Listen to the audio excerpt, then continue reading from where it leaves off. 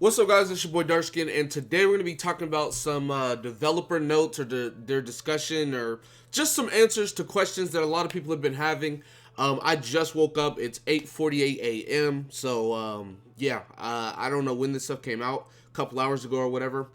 Anyway, so we're going to go ahead and get into this. We're going to read this and everything like that, and then we're going to discuss it. So, when will pre-installation come to mobile platforms? We mobile players want to play sooner when version updates drop as well.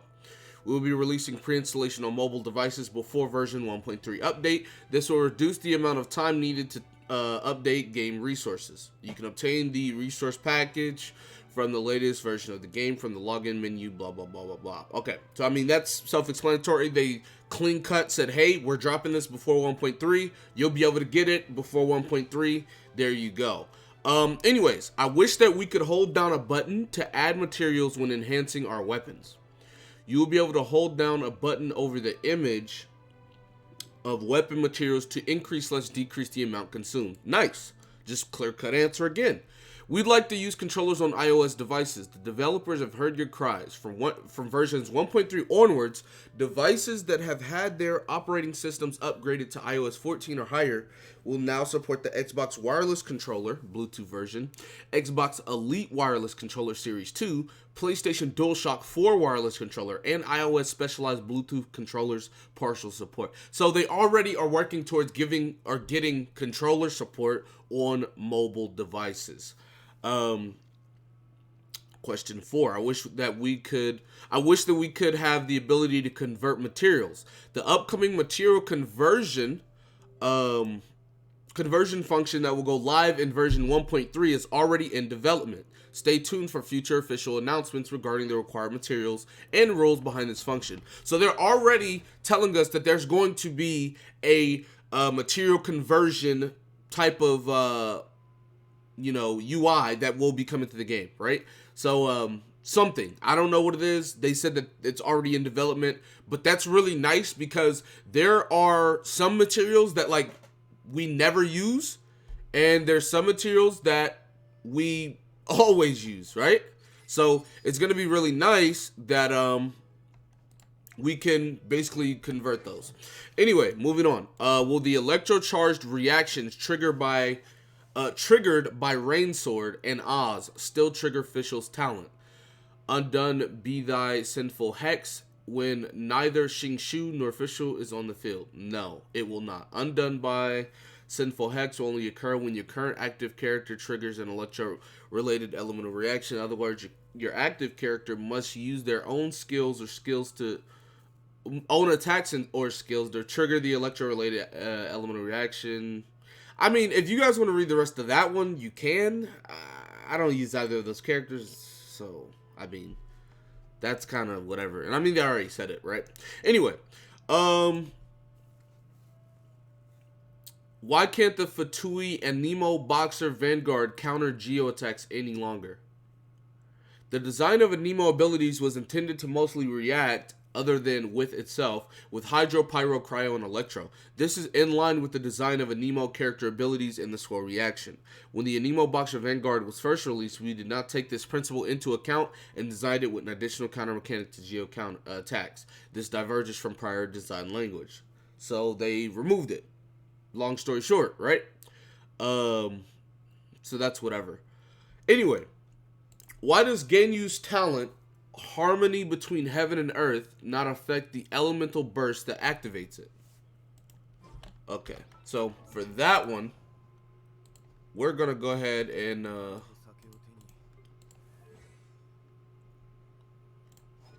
Celestial Shower grants a 20% cryo damage bonus. Okay, so they're talking about this, right?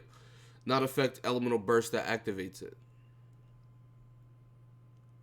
Oh, so they're saying that the 20% crowd damage bonus isn't used for the ultimate. But that's because it's activated by the ultimate. I feel like that was kind of, I don't know. By the time harmony between heaven and earth is activated, Ganyu's elemental burst would have already been unleashed. Exactly, right? Yeah, okay. That's what I thought. We would like to have more original resin. All events in version 1.3 that do not require challenging leyline outcrops or domains will not consume original resin.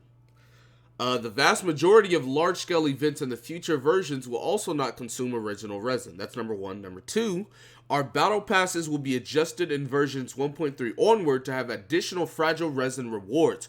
Wow, okay, so the battle pass, well, I mean, the battle pass is not free, so you're still paying for resin. So, I mean, that's not even that good. Unless they put it on the free battle pass, which I highly doubt. So Joiner's battle pass and Gnostic Hymn will obtain fragile resin 1 per 10 levels, so that's 5. Starting from level 5. Okay, so it's 4. Never mind. Or no, it's still 5. Never mind. Replacing the Mystic enhancement ores that were originally there. This will not change the total amount of Mystic enhancement ores gained through the battle pass. These Mystic enhancement ores will instead be distributed amongst other levels. Wait. So, they said Sojourner Battle Pass, right? That's, I mean, you have to buy that one, right? That's the one you have to buy? Am I tripping?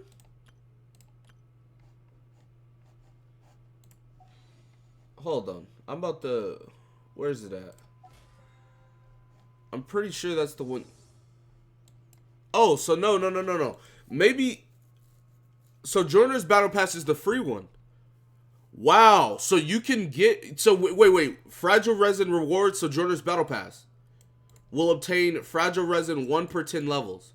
Wow, so we'll get 5 free ones, free to play, and we'll get 5 more if you pay for the $10 one. That's really nice. I mean, that's not that much, right? It's 5 refills over the course of, like, what, 45 days? Because that's how long the Battle Pass lasts, right? Or is it 30? And I'm tripping. I don't know. Anyways, this is one thing I told a lot of people, because a lot of people were talking about resin, right? And they you know, they talk about resin, they're like, "Oh yeah, well resin's still a problem, blah blah blah blah blah." And I mentioned this, right? Cuz the Meteor event was out and that costed resin. Every event after the Meteor event has been resin free, just has costed no resin, and they've given out a lot of rewards, which is really nice. Dragon Spine was 0 resin. You could do it all in one day if you wanted to.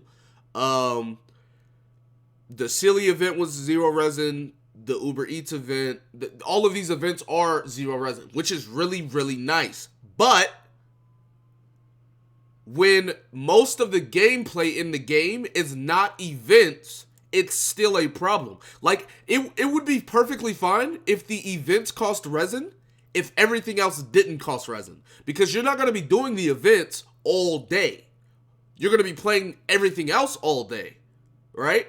The main brunt of the game is farming world bosses, weekly bosses when they're out, you know, whenever you get the rewards, farming artifacts. And all of that stuff costs resin. So if 80 to 90% of the gameplay costs resin, even if you can do the event for free, that's only 10 to 20% of your daily grind. So